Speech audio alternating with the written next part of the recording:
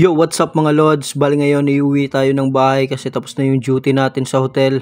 Tamang-tama pagka-uwi ko merong 5 itlog dito. Piprituhin ko yan mamaya.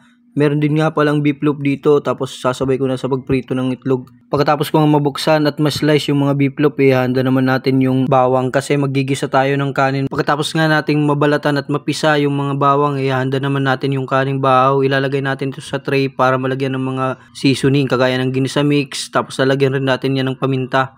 Pagkatapos natin lagyan ng paminta, ilalagyan natin ng konting asin. Pagkatapos nga nating malagay yung lahat ng sangkap para sa sinangag na kanin, maghugas muna tayo ng kamay kasi imimekas-mekas natin yan. Pala ito nga pala yung ginagawa ko pag nagsisinangag ako, linalagay ko na lahat ng sangkap tapos sinahalo-halo ko gamit yung kamay para mamaya pag nasa kawali na hindi tayo mahirapan na ipag-mix yung mga sangkap. Kapag ready na yung lahat, bubuksan na natin yung gasol pati yung kalan. Pagkatapos nga isasalang na natin yung kawali tapos ilalagay na natin yung mantika. Pag mainit na yung mantika, ilalagay na rin natin yung bawang. Pagka ganyan na yung kulay, pwede na nating ilagay yung kaning bahaw. Napakasimple lang naman talaga gumawa ng sinangag na kanin. Ito talaga yung kadalasang ginagawa ng mga Pinoy kapag mayroong mga tirang kanin para hindi talaga mapanis at hindi masayang. Pagkatapos nga ilalagyan natin ng konting toyo para magkaroon ng kulay. Ang sinangag na kanin talaga madalas kinakain sa umaga. Madalas kasi sa gabi marami yung tirang kanin kaya ginagamit na sinangag sa umaga. Kahit ako madalas ko itong ginagawa kasi nasasayangan talaga ako sa mga sobrang kanin. Pagkaluto nga ng sinangag, isusunod naman natin yung itlog. Isinalang ko na nga pala yung kawali tapos pag mainit na ilalagay na natin yung mantika. Pali yung luto nga pala sa itlog sunny side up. Kayo mga lods, ano ba yung trip nyo sa itlog? Yung scrambled egg ba or yung sunny side up? Masarap din naman yung scrambled egg lalong-lalo na pag marami yung sangkap na ilalagay kagaya ng kamatis, sibuyas. Pero pag madalian lang, pwede na yung sunny side up, konting asin lang,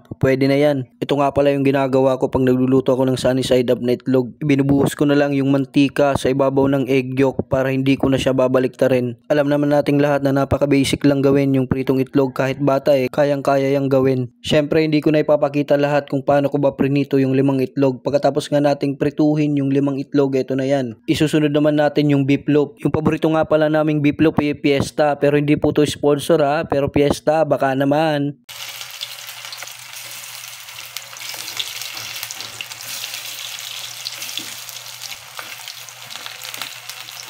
Kayo mga lods, ano ba yung paborito nyong brand ng beef loaf? Lahat siguro ng bata, kahit na matanda paborito yung beef loaf, lalo na siguro pag may ketchup.